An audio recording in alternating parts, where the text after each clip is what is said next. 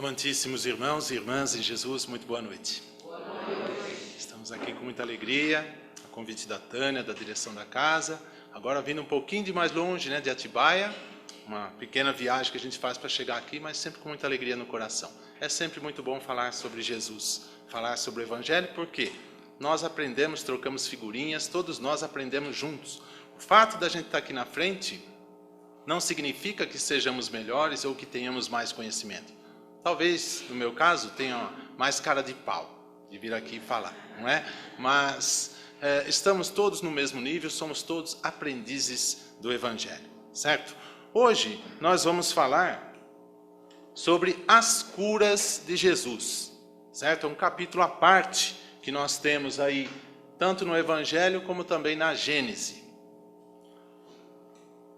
E por falar em Gênesis, a gente começa por ela. A Gênese, no seu capítulo 14, intitulado Os Fluidos. Nesse capítulo, é mais para quem estuda, quem faz curso dentro da casa. Aliás, é muito interessante nós assistirmos a uma palestra, mas é muito mais importante nós fazermos os cursos, lermos as obras da codificação kardeciana, para que nós tenhamos conhecimento do que é a doutrina espírita, não é? Então, a doutrina espírita, ela é composta de estudo, de ciência, estudo, pesquisa, filosofia, religião, mas não na religião, não aquela fé cega, e sim a fé raciocinada. Portanto, nós temos de estudar muito para podermos aprender um pouco sobre a doutrina. Esse livro, a Gênese, é um livro que retrata mais a parte científica da doutrina. E, então, nesse capítulo aqui, Os Fluidos, Kardec e o Espírito de Verdade vão explicar para a gente, falar um pouco sobre o fluido cósmico ou fluido universal. Existe muita gente que chama fluido cósmico universal, mas na verdade é uma certa redundância aí. O que é cósmico é universal, portanto é fluido cósmico ou fluido universal. E desse fluido cósmico ou universal é que são gerados todas as matérias que nós conhecemos, não só aqui na Terra, mas em todo o universo. O nosso corpo físico, o nosso perispírito, as plantas, essa sala, os tijolos, a parede, a lâmpada, tudo é feito do fluido cósmico ou fluido universal, certo? E dentro desse capítulo, nós vamos falar sobre as curas. Então, começamos assim. A ação magnética, ela pode ser produzida de várias maneiras. Aqui ele apresenta 3. Quais são? A primeira, pelo próprio fluido do magnetizador. Quem é esse magnetizador? É o médium, certo? Esse companheiro, esse irmão nosso que se encontra muitas vezes aqui, no caso na salinha atrás, se prepara o dia todo, com 24 horas de antecedência, esse irmão, essa irmã se prepara para poder transmitir tudo aquilo que de melhor ele tem do seu ectoplasma, para que a espiritualidade aproveite juntamente com os fluidos espirituais e passe o tratamento para as pessoas. Então, é feito pelo fluido do magnetizador, ou o passista, o médium, também pelo fluido dos espíritos, aí no caso, olha, interessante, atuando diretamente e sem o intermediário, ou seja, os espíritos atuam diretamente no paciente, sem o auxílio do médium.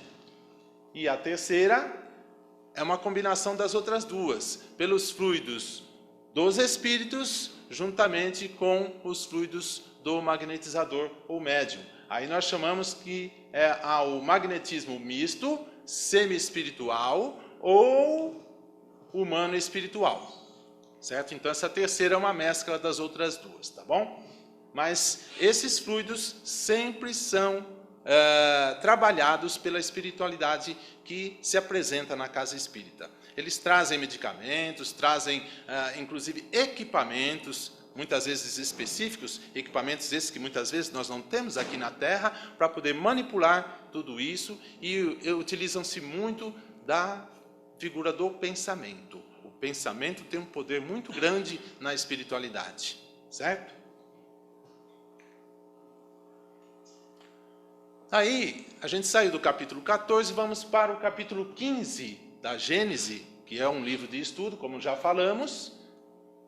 E esse capítulo 15 é intitulado Os Milagres do Evangelho. Por que usamos esse termo milagres? Ora, se hoje, no século 21, nós não conseguimos entender e explicar muitas das passagens de Jesus, basta que você chegue em casa, abram o Evangelho no seu capítulo 23, intitulado Moral Estranha, leiam apenas um tópico, não precisa ler tudo não, o capítulo não é grande, mas leiam um tópico só, sem a explicação de Kardec, sem a explicação do Espírito de Verdade. Leiam só o tópico, só o ensinamento de Jesus, e vejam se vocês conseguiriam entender aquilo que está escrito sem as devidas explicações. E olha que estamos no século 21, temos toda a tecnologia a nosso dispor, a internet e tudo mais. Mesmo assim, ainda temos muitas dificuldades em compreender esses ensinamentos, certo? Então, imaginem o povo na época de Jesus. O povo naquela época não tinha os recursos que nós temos hoje, não tinha o conhecimento que nós temos hoje, não era tão avançado como nós estamos atualmente. Ficava muito difícil entender e explicar aquilo que Jesus fazia, não é? Por isso, então, utilizava-se o termo milagre, tá bom? Mas tudo tem uma explicação dentro das leis da natureza. Acontece que nós, seres humanos aqui da Terra, ainda somos tão involuídos, somos tão imperfeitos, que muitas vezes nós não temos conhecimento para explicar certas façanhas, certos atos de Jesus. Então, dentro desse capítulo 15, os milagres do Evangelho, nós vamos retratar a superioridade da natureza de Jesus. Ora, todos nós sabemos que Jesus foi o Espírito de maior grandeza que já passou aqui na Terra, que já encarnou aqui na Terra, certo? Então, ele era um Espírito muito mais evoluído que nós desde aquela época. Um Espírito de alta grandeza, um Espírito da esfera crística. E dentro dessa superioridade da natureza de Jesus, há uma pergunta, aliás, duas perguntas aí na Gênese, e ele, em relação a Jesus, pergunta o seguinte: agiria quem? Jesus, como médium nas curas que operava? Será que Jesus era um médium? A gente pode dizer isso? Ele é um médium, não? Será? Que mais? Poder-se-á considerá-lo poderoso médium curador? Ora, que ele praticava as curas a gente sabe, mas ele era um médium curador? Quem sabe definir isso de bate-pronto? Um pouco complicado, não é? Por isso a gente precisa de estudo, por isso a gente precisa ler bastante. Nós, normalmente, alegamos que não temos tempo, mas o brasileiro, por si só, ele é preguiçoso. O brasileiro não gosta de ler, essa é a verdade. Eu sou formado em letras, dou aula de língua portuguesa, e a gente percebe isso, a gente vê os alunos saindo do ensino médio, indo para o ensino superior, indo para uma faculdade, vão ser doutores e não sabem escrever, não sabem interpretar um texto. O ano passado, final do ano passado, eu estava ministrando aula lá em Atibaia para um garoto de 17 anos que pretendia passar na FUVEST. Não sabia escrever, não sabia fazer uma redação. Ora, como uma pessoa dessa vai passar numa FUVEST? É muito difícil. Realmente não passou, apesar de todo o esforço nosso. Certo? Então, a doutrina espírita exige isso, muita leitura. Nós, querem um exemplo de encontrar tempo? Estamos aguardando o trem do metrô. Enquanto ele não chega, abre lá, leia um parágrafo que seja. Ou no ponto do ônibus, a gente viu outro dia, lá em Atibaia, a gente assiste a Rede Globo pela TV Vanguarda, que é de São José dos Campos. Eles mostram muito a região onde a gente mora. E também eu vi uma reportagem aqui, na Zona Leste, em Ayamelo mesmo, o pessoal esperando o ônibus, e olha, já estou aqui meia hora, 40 minutos e o ônibus não passa. Então, esse tempo pode ser aproveitado, nós podemos ler. Outro dia eu estava num consultório odontológico, eu sempre cito esse exemplo, e fiquei lendo um livro, uma obra, para preparar uma palestra. Ora, passaram-se 2h30 de espera, eu nem percebi. Eu só percebi quando a moça saiu do consultório, me cutucou e agradeceu por eu ter permitido que ela passasse na frente. Era um caso de emergência, estava com muitas dores. E eu não me lembro de ter permitido. Falei, eu acho que você devia estar desencarnado, ou então eu que já desencarnei. Alguma coisa assim. Mas eu não vi você passar na minha frente, nem tampouco me lembro que eu autorizei. Mas o fato é que você já está saindo e pronto. Ela saiu muito agradecida e eu depois agradeci também a espiritualidade. Por quê? Eu proporcionei momentos de cura para aquela moça, né? Deixei que ela passasse na minha frente e ao mesmo tempo também ganhei conhecimento, lendo a obra. Então nós aproveitamos o tempo assim, certo? Então vamos lá. As duas perguntas, e nós temos agora a resposta dentro da Gênesis no seu capítulo 15. Se ele era médium, se ele era um médium curador, a resposta aqui, ó, não. Porquanto o médium é um intermediário, ou seja, ele está entre o encarnado e a espiritualidade, certo? Um instrumento de que se servem os espíritos desencarnados. E o Cristo não precisava de assistência, pois ele que era quem assistia os outros. Ora, se nós dissemos agora há pouco que Jesus foi o espírito de maior grandeza que passou pela terra, qual espírito ousaria prestar assistência a ele nesses momentos? Não havia espírito nenhum aqui na nossa psicosfera que tivesse maior conhecimento de Jesus, certo? Olha aí, outra informação da Gênesis. Se algum influxo estranho recebia, esse só de Deus lhe poderia vir. Então, interessante que a ligação de Jesus era diretamente com o Pai Celestial, Criador de todas as coisas, e não com outro espírito. E segundo a definição dada por um espírito, ele, Jesus, era médium de Deus. Se queremos usar esse termo médium, tudo bem, mas médium de Deus, e não intermediário entre o encarnado e um outro espírito. Tudo bem? E então nós entramos aí no estudo das curas, certo? Foram várias curas praticadas por Jesus e nós vamos elencar as que estão aqui na Gênese, explicando rapidamente cada caso, e é lógico que na Gênese há muito mais detalhes. Eu tenho certeza que essa noite vocês não vão dormir enquanto não conhecerem todos esses casos. Vocês vão chegar em casa, vão abrir a Gênese e vão ler tudo até compreender. Até porque amanhã é domingo, né? É isso? É domingo amanhã? Que dia que é amanhã? Quinta-feira? Para mim é domingo, eu estou aposentado.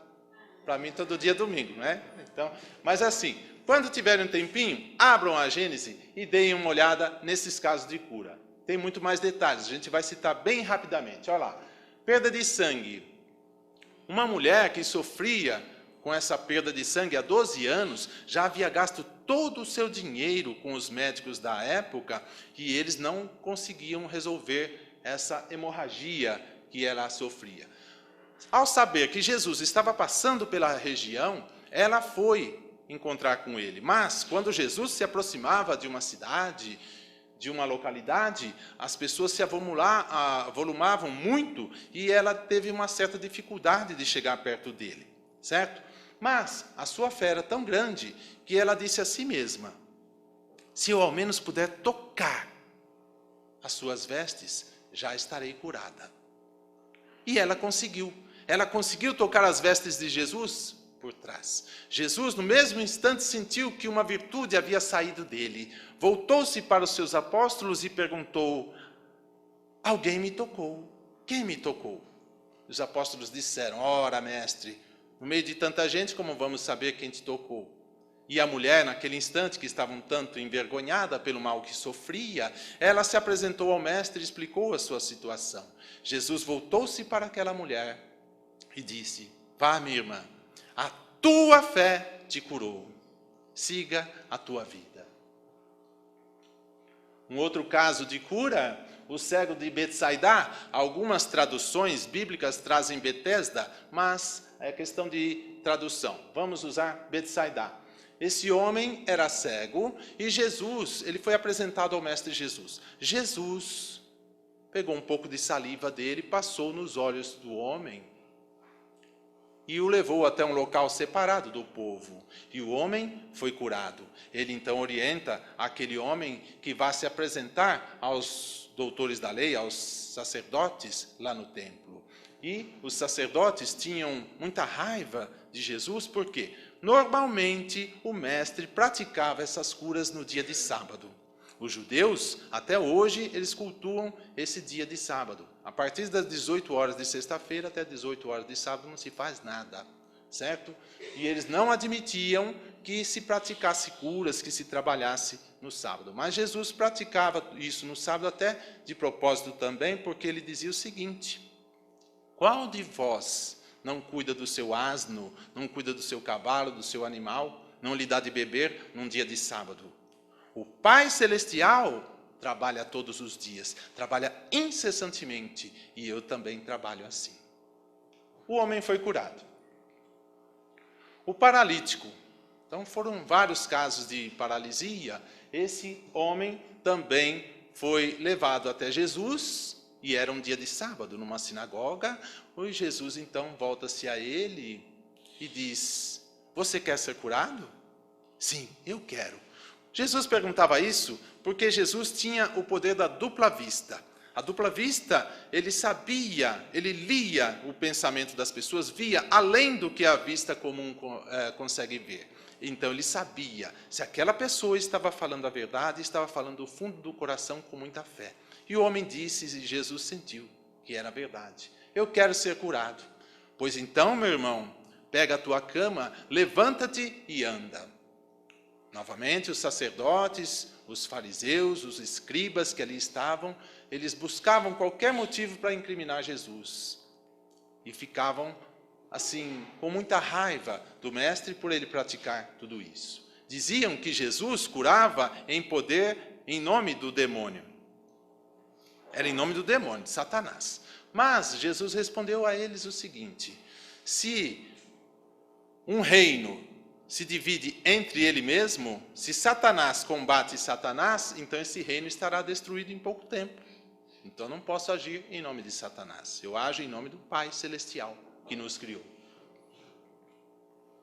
Os 10 leprosos. Jesus estava numa estrada quando foi abordado por 10 leprosos. A lepra naquela época, hoje chamada hanseníase, era uma doença, como temos hoje a AIDS, o câncer, doenças que não tinham uma cura, certo? Era uma doença que segregava as pessoas. Aquelas pessoas que tinham lepra, elas eram afastadas da sociedade, colocadas lá no Vale dos Leprosos. Ninguém se aproximava deles. E ali eles permaneciam até a sua desencarnação. Esses 10 leprosos abordaram Jesus e seus apóstolos no meio da estrada e pediram para que o mestre os curasse.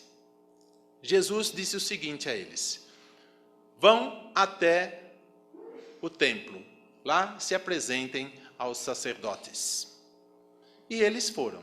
Quando eles foram no caminho contrário de Jesus, chegaram na metade do caminho na estrada, eles perceberam que haviam sido curados. Todos os 10 foram curados. Que maravilha! Mas apenas um desses 10 voltou para onde estava Jesus na estrada, voltou até lá, rendeu-lhe graças, ajoelhou-se aos seus pés, agradecendo pela cura. E Jesus aproveitou-se daquele momento para passar mais um ensinamento aos seus apóstolos. Ele disse o seguinte: onde estão os outros 9 que foram curados? Só você que retornou? Justamente você que é um estrangeiro? Porque o homem era um samaritano. Naquela época, a Palestina era dividida em 3 grandes regiões. Ao norte, a Galileia, ao centro, a Samaria e ao sul, a Judeia. A Judeia, a parte mais importante, politicamente falando, e também financeiramente. Os samaritanos, eles eram discriminados, altamente discriminados pelos judeus. Ninguém gostava. É como se fosse a ralé, vamos dizer assim. E justamente esse samaritano é que foi procurar Jesus. Jesus então voltou-se para esse homem e disse: vá, meu filho, a tua fé te curou. E mais tarde nós tivemos conhecimento por intermédio do Dr. Reinaldo Leite. Quem não conheceu o Dr. Reinaldo Leite foi um grande espírita que já desencarnou, tem 11 anos, agora dia 11 de maio, faz 11 anos que ele desencarnou, e ele nos falou, porque tinha uma vidência muito grande, nos falou o que aconteceu com esses 9 leprosos. Eles foram ter com as mulheres da vida, com aquela vida mundana, foram para as tabernas bebericar, comemorar a sua cura. Sequer pensaram em levar uma vida mais digna. E mais tarde, não muito tempo depois, todos os 9 contraíram a lepra novamente, menos aquele um que voltou até Jesus, o samaritano. Isso não consta na Gênese, é uma informação trazida pela espiritualidade por intermédio do Dr. Reinaldo Leite. A mão seca. Novamente estava num dia de sábado Jesus numa sinagoga, e ali estavam também os doutores da lei, os fariseus, os escribas, para tentar incriminar o mestre. Havia um homem que possuía uma das mãos totalmente ressequida. E Jesus olhou para o homem e disse para que ele se apresentasse até o meio do local onde eles estavam. Lá ele disse ao homem, estenda a sua mão. O homem estendeu a mão e naquele mesmo instante ele foi curado, causando novamente a ira dos fariseus, dos sacerdotes, dos doutores da lei. A mulher encurvada. Essa mulher sofria desse problema, ela era tão encurvada que ela sequer conseguia olhar para cima. Já sofria desse mal há 18 anos. Era um espírito inferior que a estava obsediando. Não a deixava. Então, ela procurou por Jesus e Jesus ordenou que aquele espírito mau saísse do corpo daquela mulher. É lógico que nós sabemos que o espírito não entra no nosso corpo, mas está junto, está obsediando. Ele ordenou que aquele espírito se afastasse daquela mulher. No mesmo instante, o espírito se afasta e a mulher se torna curada, causando uma ira novamente muito grande por parte dos judeus, dos sacerdotes, e um espanto muito grande por parte do povo, o povo que não conseguia explicar essas curas praticadas por Jesus. O paralítico da piscina. Havia uma piscina que era chamada Piscina das Ovelhas, e também chamada de Betesda ou Betsaida. E essa piscina, em certa época do ano, as águas elas se movimentavam. Então havia uma crença, como eles não sabiam explicar o motivo dessa água estar mexendo, eles acreditavam que era um anjo do Senhor que vinha mexer na água e trazia os fluidos de cura para as pessoas que ali estivessem. Só que havia a crença entre eles que aquele que se jogasse primeiro na água alcançaria a sua cura, seja qual o mal que estivesse sofrendo. Só que havia um paralítico que estava ali junto da piscina, que tinha 5 corredores. E Jesus olhou para ele e perguntou, meu filho, você quer ser curado? Sim, eu quero. Ele chamava Rabi. Rabi, eu quero. Mas eu sou paralítico, eu tenho dificuldades de me locomover. E quando eu chegar até a beira da piscina, para entrar, um outro mais rapidamente já entrou e alcançou a cura. Imediatamente Jesus disse a ele, levanta-te e anda. E ele se levantou e foi curado. Foi se apresentar aos doutores da lei e era novamente um dia de sábado. E novamente, causando aquela situação um tanto ruim em relação à figura de Jesus, porque os homens não aceitavam isso. O cego de nascença. Esse rapaz, como o próprio nome diz, ele nasceu cego. Então, não enxergava nada. E, de repente, ele foi procurar Jesus novamente num dia de sábado. Jesus o que fez? Estava do lado de fora, ele pegou um pouco de saliva, juntou com um pouco de terra, fez uma espécie de lama, passou nos olhos desse cego e impôs as mãos sobre os olhos. Tirou as mãos e perguntou, você está enxergando alguma coisa? Ele disse, eu vejo homens como se fossem árvores. Então, eram homens gigantes. Jesus impõe novamente as mãos sobre os olhos do rapaz e ele imediatamente é curado.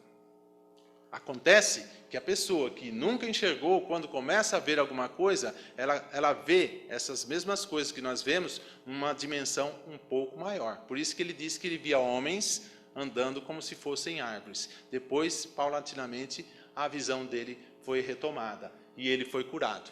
Então, os sacerdotes não acreditavam que esse homem era cego de nascença, mandaram chamar seus pais.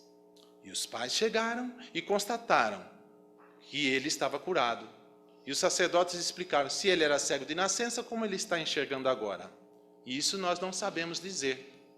Pergunte vocês a ele. Nós já perguntamos. E os pais disseram, nós também não temos a explicação. Pergunte a ele. Por quê? Porque naquela época, quem reconhecesse Jesus como sendo Cristo, era expulso da sinagoga. Eles não aceitavam Jesus como Messias. Até hoje não aceitam. Eu tive a oportunidade de trabalhar com 2 engenheiros israelenses e nós conversamos um pouco sobre religião e eles disseram que em relação a Jesus, a opinião deles é que não passa de um profeta. E até hoje eles estão esperando o Messias prometido. E nós já sabemos que ele chegou há mais de 2000 anos, não é? Os pais, então, pediram para que os sacerdotes perguntassem de novo ao rapaz. Por quê? Se eles e os pais reconhecessem Jesus como sendo o Cristo, seriam expulsos. Então, perguntaram novamente ao rapaz. O rapaz confirma que foi Jesus e diz que Jesus não tem ligação com Satanás. Ele é um enviado de Deus, ele é o Cristo esperado por todos os judeus. Então, os sacerdotes o expulsaram da igreja. Ele foi expulso lá da comunidade, mas estava enxergando, conseguiu a sua cura.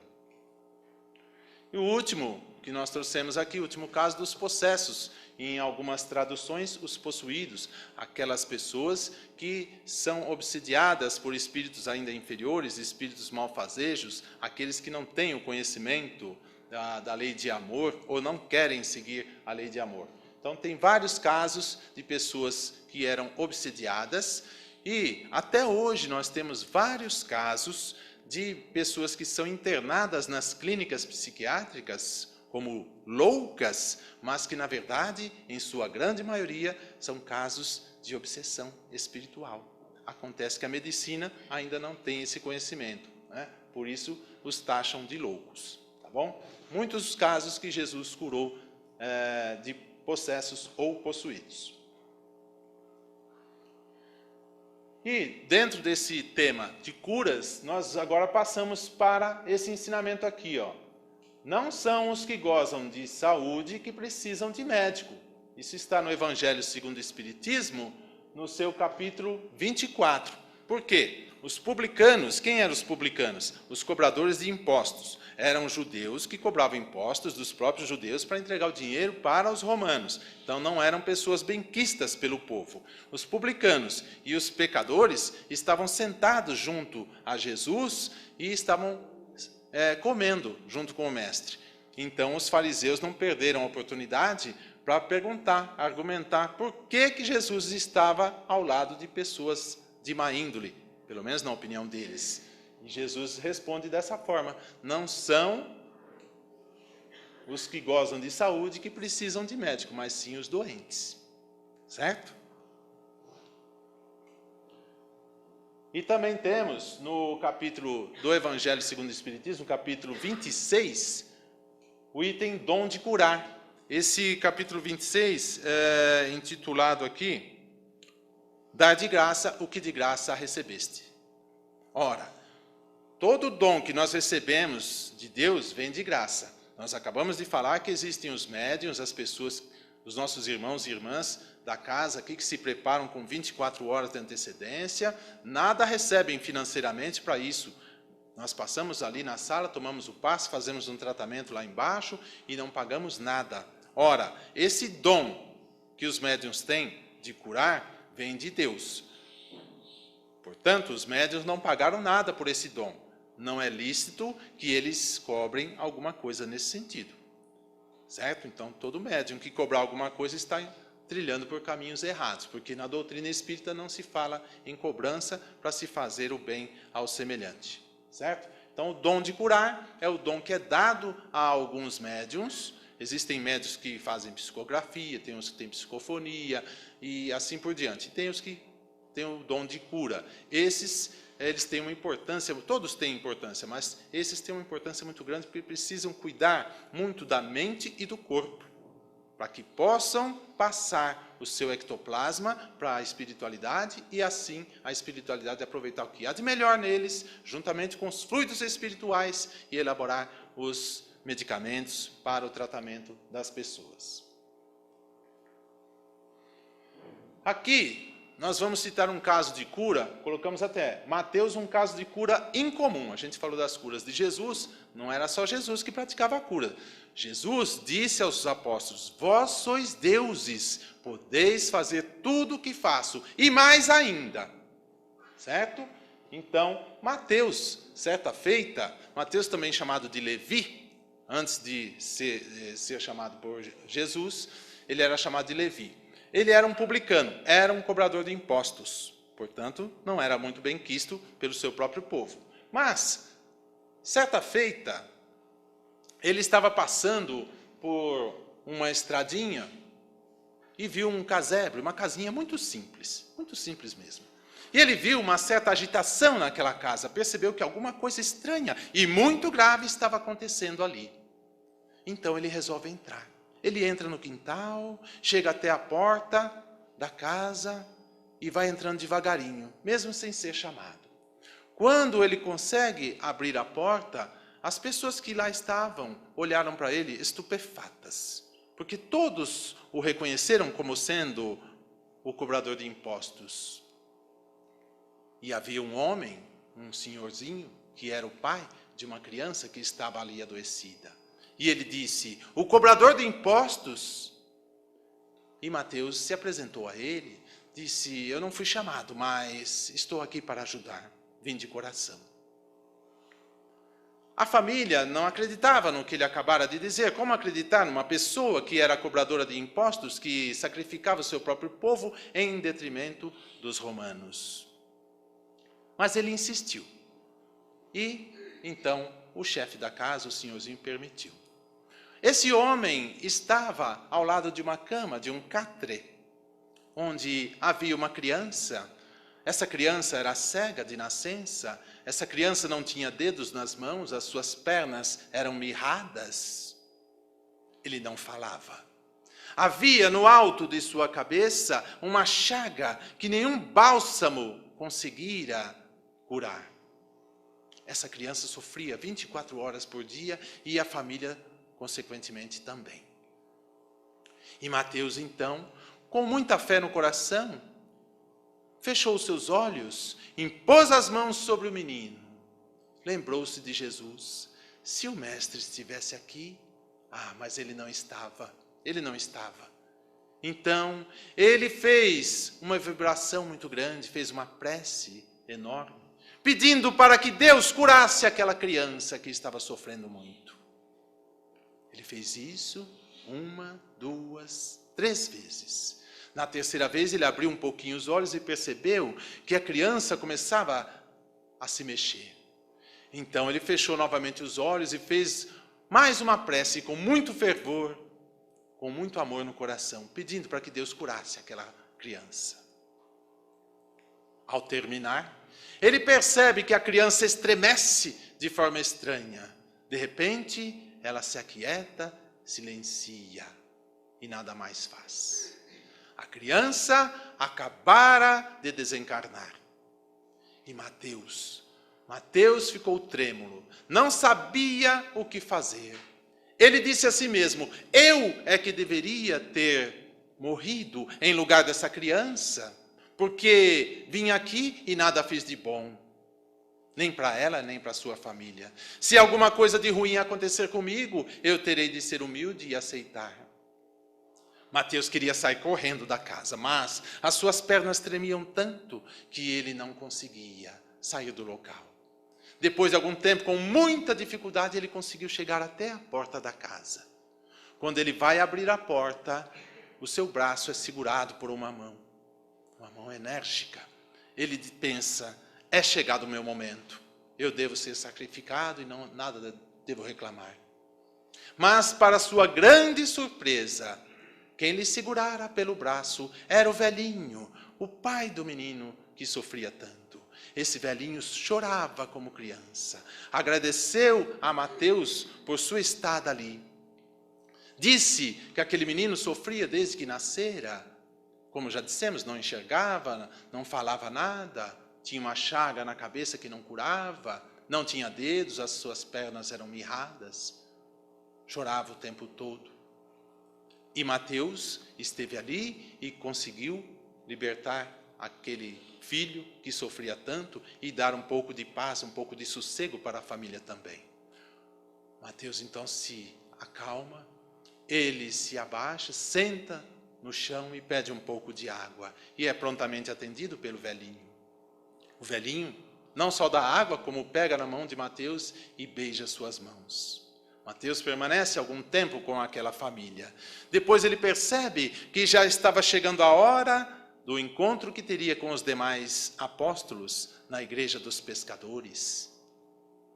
Então ele parte para esse encontro. Todas as noites Jesus se encontrava com os apóstolos e passava alguns ensinamentos. Chegando nessa reunião, depois da prece feita por João, Mateus se levanta e pergunta ao mestre: Mestre, explica-me, por favor, o que é a cura? Como se opera a cura? Jesus, nós dissemos agora há pouco, que tinha o dom da dupla vista. Então ele enxergava muito além do que as vistas normais alcançam.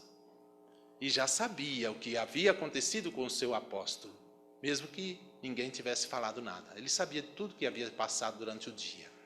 Então ele explica que a cura nem sempre ocorre no corpo físico, nem sempre é a reorganização, a recuperação do corpo físico, mas a cura, ela principalmente deve acontecer na alma, e foi no caso desse menino que aconteceu. O corpo físico não tinha condições de se tornar são, mas a alma sim, já partiu para a espiritualidade, liberta daqueles males que ele sofria. E Jesus ainda alerta, não só a Mateus como aos demais apóstolos, dizendo o seguinte: tu se esqueceste de pedir que Deus fizesse a vontade dele e não a tua vontade. A tua vontade é que o menino fosse curado, mas Deus sabe muito bem o que faz. Nós devemos entregar sempre na mão dele. Então, um caso, por isso que eu chamo um caso de cura incomum, porque não é a cura do corpo físico, mas sim a cura da alma. Aliás, a cura do perispírito, perdoe-me, não da alma. A alma, ela é criada, o espírito é criado simples e ignorante, com toda a saúde. Todos nós somos criados assim. O perispírito, de acordo com as nossas ações, os nossos pensamentos, é que vai se tornando doente e, consequentemente, o nosso corpo físico, porque o perispírito e o corpo físico estão ligados célula a célula. Tudo bem? Vamos lá. Nesse final de semana, eu tive oportunidade de assistir a este filme aqui, ó. O Céu é de Verdade, não é um filme espírita. Direção de Randall Wallace, e retrata uma história real, certo? Uma história de um pastor evangélico no estado de Nebraska, lá nos Estados Unidos, e esse pastor era líder da comunidade religiosa ali e falava muito bem, tinha uma oratória muito boa. Só que o filho dele, por volta de 8, 10 anos, ele sofre de apendicite, teve de ser operado às pressas no hospital da cidade. Acontece que esse filho teve uma experiência de quase morte, se assim podemos dizer. O seu perispírito chegou a quase se desligar do corpo físico, ficou um pequeno fio ligado. E ele, o filho, ele sentiu o seu perispírito saindo do corpo, ele viu o seu corpo físico sendo operado pelos médicos, viu toda a sala onde estava sendo feita a cirurgia, viu que sua mãe estava na recepção ligando para as amigas da igreja pedindo para que orassem pelo filho, viu que o pai estava na igreja dentro do hospital, e o pai, apesar de ser pastor, perdeu as estribeiras, acabou gritando com Deus, porque ele ficou revoltado, não aceitava que Deus levasse o seu filho. E o menino viu tudo aquilo. E mais, ele foi até o céu. Ele foi até o céu. Lá no céu, ele viu Jesus esteve com o Mestre Jesus. O Mestre colocou-o no seu colo, pegou em sua mão. Ele disse depois que Jesus tem um cavalo muito bonito. E mais, Jesus, antes do menino voltar ao corpo físico, o apresenta a uma menina que era desconhecida dele. Mas, depois de sua recuperação física, ele relata tudo isso aos seus pais. Há um conflito muito grande na comunidade, porque as pessoas achavam que o menino estava inventando tudo aquilo, não passava de pura imaginação. Acontece que o menino relatou o fato da mãe estar ligando para as crianças ou para as pessoas na recepção, relatou o fato do pai estar brigando com Deus lá na capela do hospital, e mais, relatou um encontro que teve com o seu bisavô, com o avô de seu pai, que ele nem havia conhecido fisicamente. Ainda trouxe um recado para o seu pai. E disse como era. O pai foi procurar a foto e mostrou, é ele mesmo. Então, diante dessas evidências, o pastor que entrou em conflito com ele mesmo, com sua fé, acabou acreditando na existência dessa experiência de quase morte. É lógico que a família sofreu muito com a comunidade, as crianças, os adultos, tiravam chacota da família, do menino, mas o fato é que o pastor, posteriormente, ele escreveu um livro, o livro intitulado O Céu é de Verdade, em português. Se vocês puderem, assistam a esse filme, que é muito interessante, e tem muito mais detalhes do que nós podemos contar aqui, certo? Temos pouco tempo, mas é um filme que retrata também um caso de cura. E é lógico que no caso dos evangélicos, eles não têm o conhecimento que nós temos, e ficou um pouco mais difícil para que eles aceitassem que o menino foi até o céu, né, que ele dizia o céu, e voltou para o corpo físico. Mas o pai estava convicto disso. Um caso muito bonito, um filme muito bonito, muito bacana de ser assistido. A bibliografia desse encontro que nós tivemos essa noite é a seguinte, ó, Gênesis, como a gente começou, de Allan Kardec, capítulos 14 e 15, o Evangelho segundo o Espiritismo, de Allan Kardec, nos capítulos 24 e 26, Ave Luz, de João Nunes Maia, aliás, foi desse livro que nós tiramos a história de Mateus. Quem não conhece esse livro é muito interessante, esse livro traz informações valiosíssimas dos encontros que todos os apóstolos tiveram com o Mestre. Detalhes de cada apóstolo e detalhes de cada vivência que eles tiveram com o Mestre, experiências que tiveram com o Mestre. João Nunes Maia, ditado pelo espírito Shaolin. Eu, Judas, de Taylor Caldwell. Esse livro não é espírita, mas ela é uma mulher, né? Taylor Caldwell já desencarnou, uma senhorinha americana, e ela escreveu sobre várias personalidades do cristianismo. No caso, aí, Judas Iscariotes, ela conta toda a história de Judas, se houve ou não traição, nós já contamos aqui há algum tempo, não é? Também tem outro livro que fala dela, que fala de Lucas, o evangelista, e também de Paulo de Tarso. Muito interessante esse livro, foi aí que nós trouxemos também alguns detalhes que a gente passou nesta noite. E, como a gente já citou, O Céu é de Verdade, o filme de Randall Wallace, uma história real, tá bom? Foi disso tudo que a gente tirou o material para trocarmos ideias nessa noite, tá bom? Obrigado pela atenção, que Jesus abençoe todos vocês, que vocês possam retornar aos seus lares e que cada um de vocês, nesse momento, se transforme em pirilampos. São luzes, e vocês, no caminho que fizerem até as suas casas, vão iluminando o caminho, vão iluminando as ruas, as avenidas, as alamedas, as travessas, e nesse caminho que vocês vão iluminando também todos os lares por onde passarem. E quando chegarem em seus lares, que vocês, com a luz de cada um, porque todos nós somos luz, vocês possam iluminar todos os cômodos, possam iluminar os seus entes queridos que não puderam comparecer e possam também iluminar a rua, a avenida, o local onde vocês moram.